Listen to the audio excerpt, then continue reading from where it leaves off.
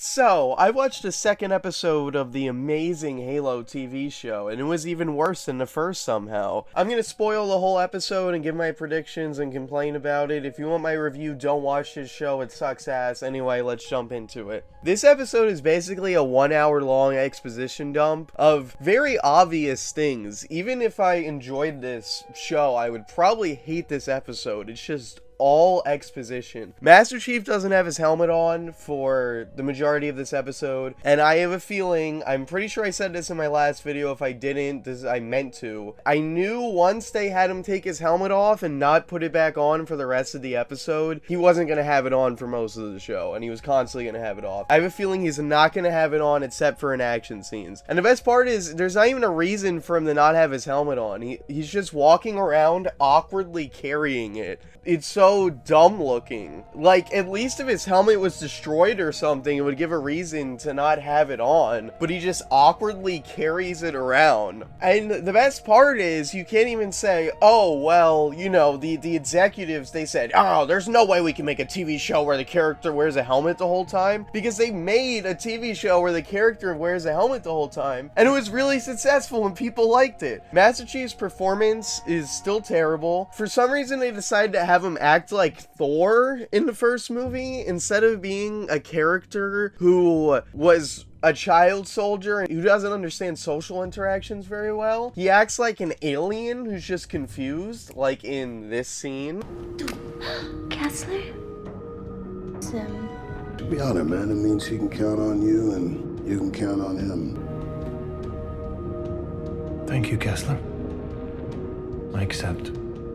There's a really dumb scene to show how strong he is where he moves a forklift that is so stupid looking. My prediction of there not being a lot of action scenes in the show has proved right so far. There's no action scenes in this episode. The most action we get is a Star Wars ripoff where he's flying through an asteroid field and when he moves a forklift. Halsey in this show is so bad. She looks confused no matter what she's doing. It's like the direction she got was you just woke up and you don't know where you are. Something I didn't even think about. Is Cortana gonna be British in this? Cortana is a clone of Halsey, and Halsey is British in this. So is Cortana gonna have a British accent? Are they even gonna try to explain that, or are they gonna hope people don't notice? Aside from the terrible deviations that were already established, there isn't much new information going on that you wouldn't know if you haven't played the games or read the books. It is revealed that in this universe, you can't just activate the rings or the Forerunner artifacts if you're human. There has to be something special about you. So Master Chief is chosen one who has something special. It is also implied that not all of the Spartans had their memories erased, only some of them. It's also revealed that when Master Chief was in training, he considered going AWOL with one of his friends, but then didn't, which is not like Master Chief's character.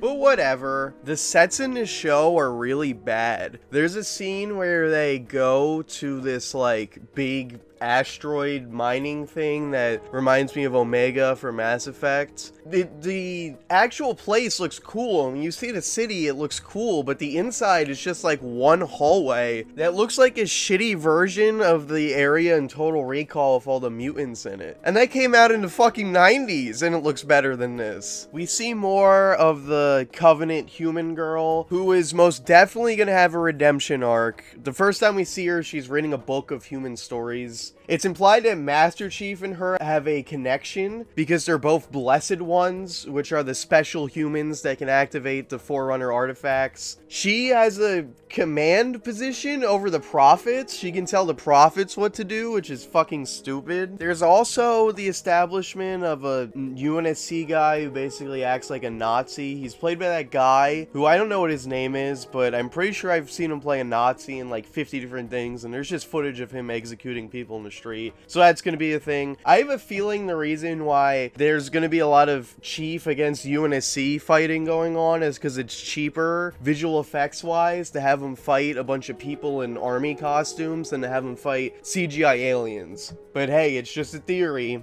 When you're watching this show, you forget that he's even supposed to be Master Chief. Basically, the whole episode he doesn't have his helmet on, and then towards the end he puts it on, and literally something went off in my mind where I was like, oh, he's supposed to be Master Chief. I'm not fucking around when I say I actually forgot that he was supposed to be Master Chief. My last prediction before I wrap up this video is that Master Chief's team, Silver Team, is gonna fight against him. They're gonna call him a traitor. One of them's gonna give a speech about, you know, betraying or whatever. They're gonna be bad guys, which again is another way to save on having CGI aliens in the show. Anyway, so that's my impressions of this episode 2 of this shitty show. This video does well, I'll do one for episode 3. If not, I'll probably make one at the halfway point, and then at the end of the show, a full review. Anyway, thanks for watching. Let me know your favorite sci-fi TV show in the comments below, and be sure to like and subscribe for more content. Bye bye.